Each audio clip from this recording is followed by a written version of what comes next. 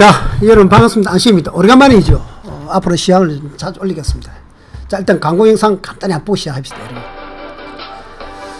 여러분. 지금 나스닥이 여러분 전저점 깨고 내려가죠. 그 다음에 코인들도 안 좋고, 가장 문제는 뭡니까, 여러분? 금리입니다, 금리. 그래서 있는 그대로 시장을 여러분 한번 우리가 객관적으로 봅시다.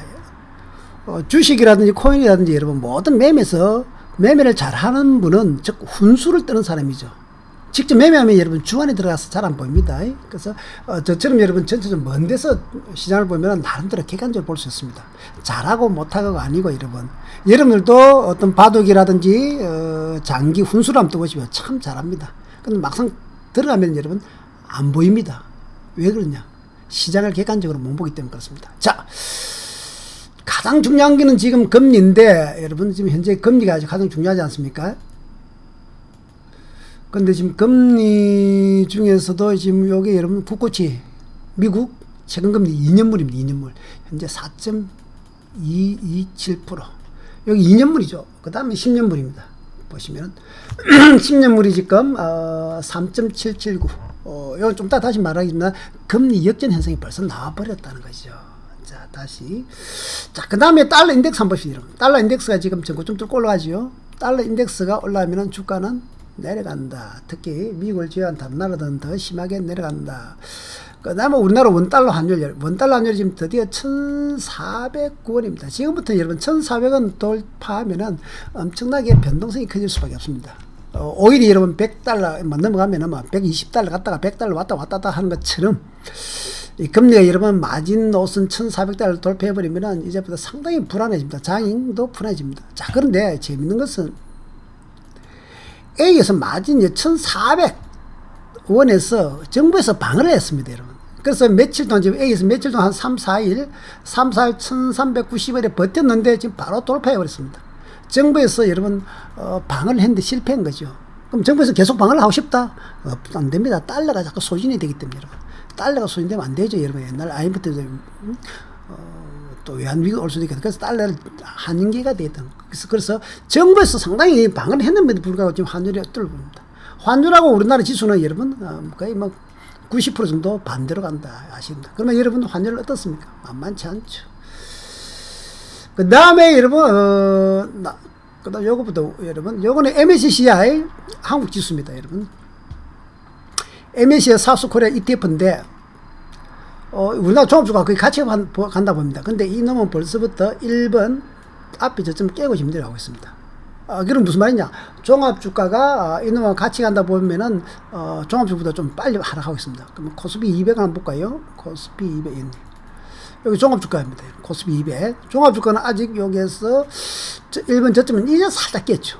근데 MSCI 한국 ETF는 이미 전점 깬 지가 좀 오래된다는 것도 아셔야 됩니다. 그 다음에 또 우리가 삼성전자하고 반도체까지 봐야 되겠죠. 그래서 이제 보면은 여기 필라델피아 반도체 여름 지수고 그 다음에 여기 마이크론 테크놀로지 지수입니다. 마이크론 테크놀로지 지수인데 마이크론 테크놀로지도 지금 앞에 저점을 깼죠. 이 앞에 저점을 깨고 내려가면서 이게 여러분 우리나라 삼성전자에서 당연히 영향을 미치겠죠. 삼성전자 한번 봅시다. 삼성전자가 어디 갔나? 삼성전자가 있네. 0553만. 여기 삼성전자가 여러분 일봉인데 여기서 10만 전자 9만 한 7천원 9만 8천원까지 올라왔다가 10만원 간다 떠들고 지금 어떻게 됐습니까? 현재 5만 4,500원입니다. 전체 좀 깼습니다. 삼성이 지금 사다 안 사다 이렇게 말씀드린데 여러분 말씀하는데 그게 중요한 건 외국인들이 사야 안 매수입니다. 삼성이 오늘도 외국인들이 매도를 했거든요. 오늘은 매수를 조금 했네. 전체적으로 외국인들이 그동안 매도를 많이 했습니다. 그래서 삼성전자가 여러분 사다 안 사다 이렇게 접근하시면 안 되고 외국인들이 매수하느냐 안 하느냐 이렇게 접근하시면 되고 그 다음에 결국 반도체 지수 마이크론 테크놀로지라든지 반도체 지수가 올라야 됩니다. 근데 우리는 삼성전자에 대해서 너무나 여러분 선입견을 갖고 있다는 거죠. 그냥 있는 그대로 봐야 됩니다. 제가 보는 파는 대로 보든지. 그래서 삼성전자는 물론 여러분 지금부터 제가 봤을 때는 이제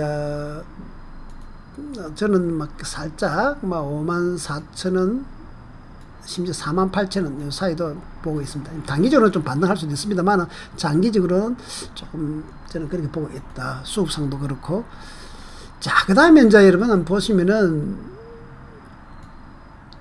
그 다음에 이제 비트코인 한번 볼까요? 예, 비트코인.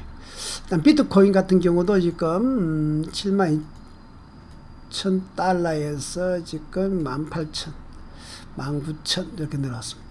자, 코인은 여러분 좀 더 말씀드리는데, 코인은 여러분 제가 도지코인을 예를 가지고 많이 말씀드리는데, 도지코인 제가 늘 말씀드리면 1달러 가는 게 아니고 0.1달러 갈 것이다 말했는데 지금 0.1달러 더 내려왔고 0.6달러까지 지금 내려오고 있습니다. 그래서 도지코인 흐름이 전체 시장을 분석하는 데 좀 도움이 되는데, 자, 그래서 일단 뭐 근본적으로 이것보다는 여러분 제가 이제 이렇게 말씀을 들으신 분은 뭐냐 그러면은, 자, 이게 나스닥 일봉 차트입니다.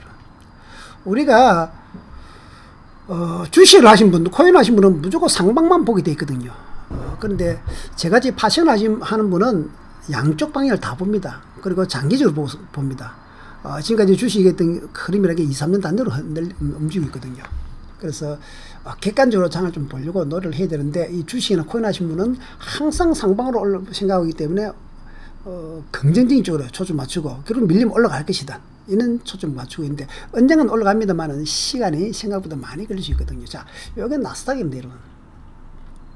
제가 누누이 말씀, 나스닥도 이제 앞에 저점까지 왔죠. 이 저항대가 상당히 강한 편이지만은 이렇게 여러분 또 상바닥 찍고 올라갈 수도 있습니다. 이렇게 찍고 올라갈 수도 있겠지만은 근본적으로 차트상으로 좀 더 부수해 보면 되겠지만, 제가 봤을 때는 이렇게 올라간다기보다는 어떻게 여기서 이런 식으로 지금 앞 저점 A 저점하고 부딪히면서 B 형태로 저는 이렇게 봅니다. 좀 이따 다시 말씀드리고, 자, 그 다음에 이제 오늘은 독일 닥스 지수, 독일 닥스 지수도 앞에 저점을 살짝 깨죠. 이 독일이 왜 중요하냐 그러면 여러분, 유럽에서는 가장 튼튼한 나라가 독일이고, 이러면 전 세계에서도 가장 안정적이고 탄탄한 나라가 독일입니다. 독일도 지금 이 앞 저점을 살짝 이탈했거든요. 그래서 있는 그대로 봐줘야 됩니다, 여러분. 그래서 아까 지게 뭐 여러 가지 환율, 구고체 환율, 전체를 봤을 때는 이게 급반등하기는 어렵다. 팍팍 빠진다 보다는 주식은 선회하기 때문에 야금야금 지기적으로 저는 밀리는 형태가 되지 않을까, 이거는 제 의견입니다. 자, 한번 찍어봅시다. 그 다음에 가장 중요한 거는 여러분 간단하게 이런 말을 들었습니다. 여러분들이 국고채 최근금리 2년물하고 10년물이 금리가 역전되면은, 2년물이 단기금리가 더 역전되면은 이거는 장이 침체가 온다, 이건 다 들어봤을 겁니다, 여러분. 작년에 한번 살짝 순간적으로 온 적이 있습니다. 그리고 쉬었다가 이번에 두 번째거든요. 항상 여러분 우리가 주식에 상바닥 상봉 이런 말을 하는 거죠. 첫 번째 번, 두 번째는 확률이 높다는 거죠. 자, 2년물이 지금 4.22죠. 근데 10년물은 봅시다. 장기금리가 3.76입니다. 차이가 많이 납니다. 이 10년물은 3.76이고, 2년물 4.2입니다. 2년물이 훨씬 높단 말이죠. 2년물이 여러분 짧은 기간인데 높으면 안 되죠. 장기 10년물이 높아야 되는데 지금 2년물이 높은 거예요. 현재 시장을 보여줍니다. 그래서 언제부터 제가 딱 보니까 요때입니다. 8월 A부터는 경기 침체가 올 것이다. 즉 단기금리가 장기금리보다 높을 때는 경기 침체가 온다. 이거는 뭐 여러분 객관적인 자료입니다. 맞다 틀리다가 아니고, 지금까지 역사적으로 우리가 돌이켜보니까 장기적으로 크게 봤을 때 그렇더라. 단기금리가 장기보다 크면은 경기가 침체권 오더라, 이겁니다. 이게 지금 뭐 2년물 한번 보시죠, 여러분. 2년물 8월달 여기서부터는 거의 단기금리 2년물이 더 높았습니다. 그 장이 좀 안 좋고, 앞으로도 안 좋을 거다. 그리고 둘째는 이 지금 현재 차트가 이 금리를 꺾여야 주가가 올라갑니다. 근데 모양이 어떻습니까, 여러분? 쉽게 꺾일 것 같지 않죠. 그 다음에 두 번째, 이 금리 4.2인데, 지금 우리가 제가 정확하게 기가 안 나는데, 미국 금리가 이번에 0.75 올리면서 얼마입니까, 여러분? 5점 됩니까? 정확히 모르겠는데. 그래서 지금 현재 문제는 뭐냐면은, 미국이 금리를 0.75 올렸지만은, 다음 11월 달에도 0.75를 올린다는, 이게 제일 중요합니다. 다음 달에 0.75. 그래서 다음에 0.5, 그 다음엔 또 한 0.5도 올릴 수 있다, 뭐 이런 식으로 놓는데, 일단 이번에 0.75를 올렸는데 다음 0.7을 또 올린다 소리입니다. 그 다음에 0.5 또 올릴 것이다. 강력하게 이건 말이죠. 그러면 문제가 뭐냐. 다음 달에 우리나라 금리를 여러분 무조건 0.5% 올릴 수밖에 없습니다. 이건 뭐 두말할 필요 없습니다. 여러분 한국은행이 어쩌고 저쩌고 다 떠들어싸도 우리나라하고 미국 금리는 여러분 우리나라는 눈치 보면서 따라갈 수밖에 없는 구조다. 그렇지 않으면은 여러분 뭡니까. 우리나라가 금리가 미국 금리가 더 올라가면은 우리나라의 자금, 주식에 있는 자금들이라든지 이런 게 조금 이탈할 확률이 상당히 높아집니다. 구조적으로 그렇습니다, 여러분. 맞고 틀다 따지지 마시고. 그래서 지금 우리나라는 무조건 0.5% 인상을 하더라도, 다음 달 올리더라도, 미국이 0.25% 높단 말이죠. 그 다음에 미국이 다시 A에서 11월에 다시 0.25% 올리면 우리나라 또 0.5% 올릴 확률이 높습니다. 그럼 역전 안 당하기 위해서. 물론 역전 좀 당했습니다. 살짝 당했죠. 그래서 우리나라는 여러분 금리 0.5%는 올린 건 한 번 있었지만 저번 달입니까? 저번이죠. 그렇지만 이번에 0.25% 올린다 말을 했지만은 안 됩니다. 왜? 미국이 올리면 우리나라 무조건 0.5로 올라가야 됩니다. 이거 여러분 한국 은행 제가 여러분 위원들이 아니라도 여러분 누구나 다 알 수 있는 겁니다. 그 위원들 회의해봤자 결국 뭡니까? 미국 금리 보면서 따라갈 수밖에 없는 구조입니다. 전 세계도 다 마찬가지고.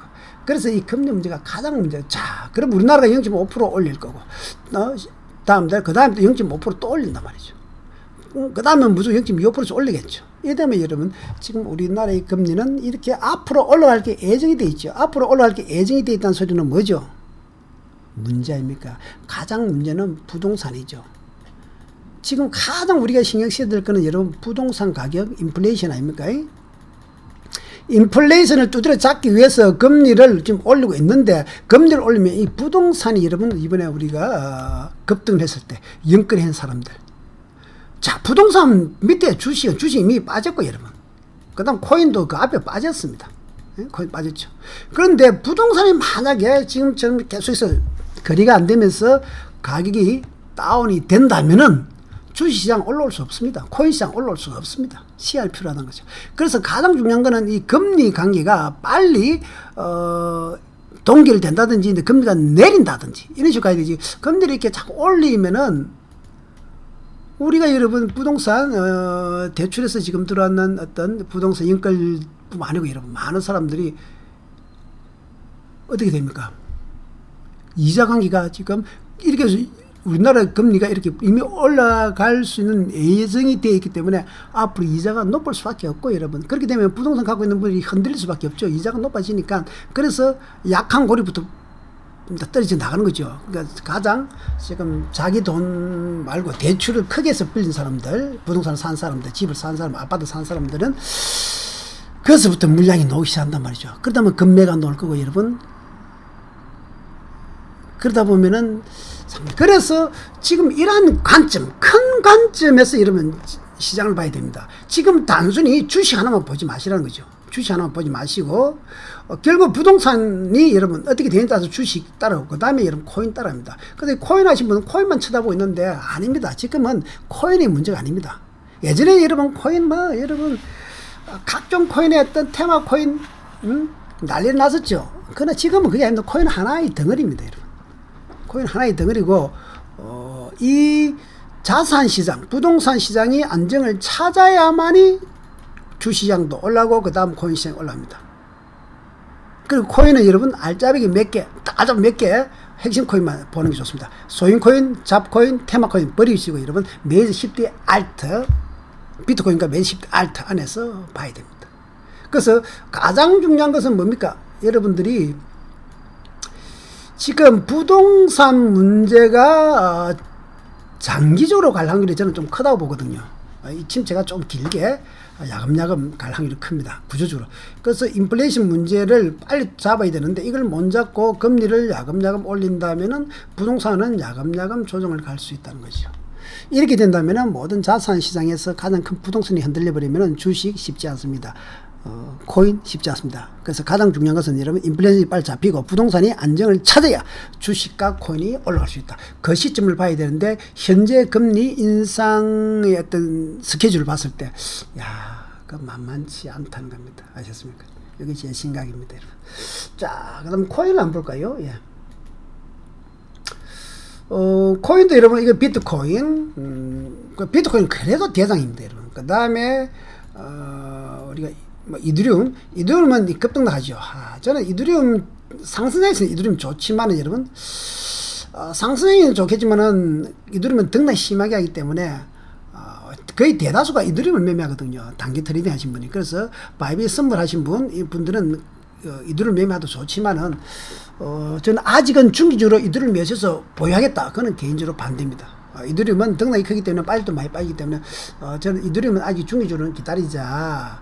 그 다음에, 리플, 트레이딩으로 리플이 제일 재밌고, 그래서 저는, 꼭 매매를 한다면 크게 비트코인, 이더, 리플, 요 세 가지만 중기적으로 보면서 계속 트레이딩을 하면서, 중기 상승 시점을 기다려보자. 이렇게 말씀드리겠고, 잡코인, 소인코인, 여러분 번쩍번쩍 하는 코인, 단기 매매 안 좋습니다. 안 좋고, 그 예가 뭡니까, 여러분? 도지코인 아닙니까? 그 도지부터 한번 봅시다.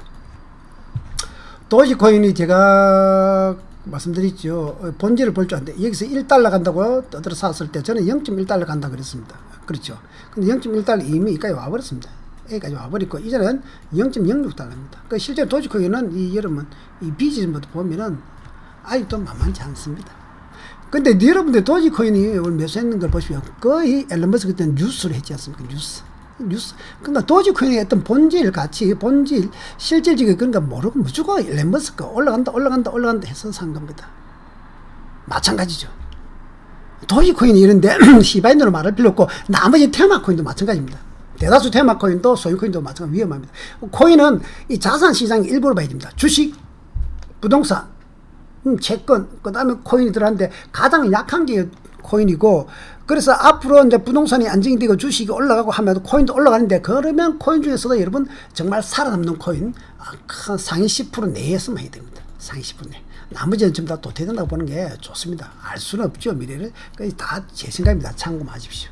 그래서, 시장이 아직 중기적으로 매수 시점은 코인을 계속 단기 트레이딩 마시고 중기적으로 하신다면은, 전체 주식시장이 안정이 찾을 때, 코인을 하는 게 좋다. 이렇게 말씀드리고,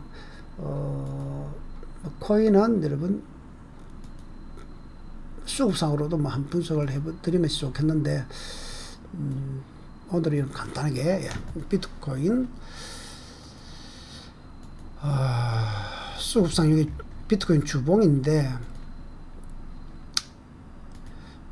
일본에서 저게 고점 하락 아닙니까? 1번에서 지금 2번에서 단기 바닥 찍고 다시 3번이 고점 에너지 떨어지죠. 3번. 그 다음에 이게 4번은 놓아야 되기 때문에 주봉입니다. 일봉상 아직은 이런 식으로는 좀 더 A처럼 되지 않을까 개인적으로 생각합니다. 그래서 중기적으로 매수하신 분은 비트코인 아직 뭐 크게 무리하게 매매할 필요는 없고, 그 다음에 또 반대로 나스닥을 봐야 되겠죠. 나스닥도 여러분들이 월봉을 좀 봐야 됩니다. 나스닥 여러분. 월봉. 나스닥 월봉을 보시면은 우리가 IT 쪽 여기서 1번부터 여러분 2번까지가 뭐냐. 코로나 때문에 여러분 전 세계적으로 돈을 풀리면서 부동산도 여러분 1번에서 2번까지 급등인 겁니다. 아시겠습니까? 주식도 이렇게 급등했습니다. 그래서 주식이 2번에서 이제 3번 밀리고 있죠. 밀리고 있듯이 부동산도 그래서 이제 주식 다음으로 밀리고 있는 겁니다. 가장 먼저 코인이 하락했고, 그 다음 주식이 하락하고, 그 다음 부동산이 하락한 거죠. 자금의 어떤 힘으로 보시면 됩니다. 그래서 실질적으로 이 부분이 코로나 때문에 전 세계 유동성, 돈이 풀리면서, 즉 자산의 본질이 올라간 것이 아니고 여러분, 돈이 풀리면서 투기로 올라간 거죠. 코인이 그래서 가장 먼저 빠지고 여러분, 나스닥인데, 그 다음 나스닥 여기 부분은 뭐 A 부분은 여러분 우리 투기로 올라갔다가 뭐 투기로 됐다 치더라도 또 본질적으로는 여기서 이 B 부분도 나스닥이 지금 여러분 장기적으로 많이 올라갔단 말이죠. 그래서 나스닥도 다시 이렇게 상승장으로 올라가는 것은 저는 상당히 시간이 걸릴 것이다 이렇게 봅니다.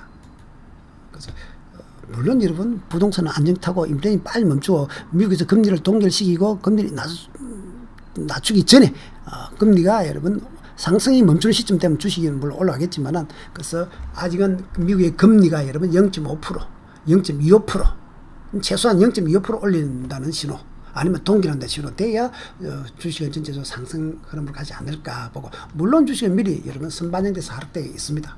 자, 그 다음에 수급상으로 보면은 나스닥은 요게 주봉인데 주봉에서 에너지가 여기서 돌면 올라갈 수 있으면 이렇게 1번처럼 이렇게 저점 높아지면 세방 놓으면 매수가 충분히 가능합니다. 이럴 때는 밑에 살짝 1.5바닥 좀 놓을 것 같은데 여기 주봉이기 때문에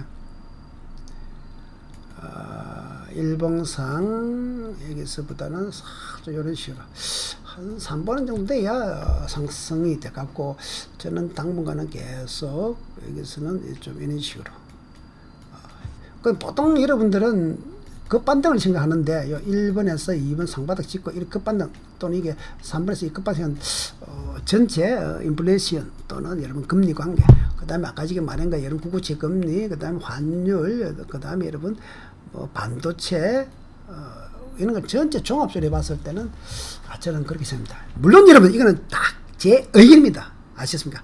참고만 하셔야 됩니다. 감사합니다. 여러분 안심했습니다.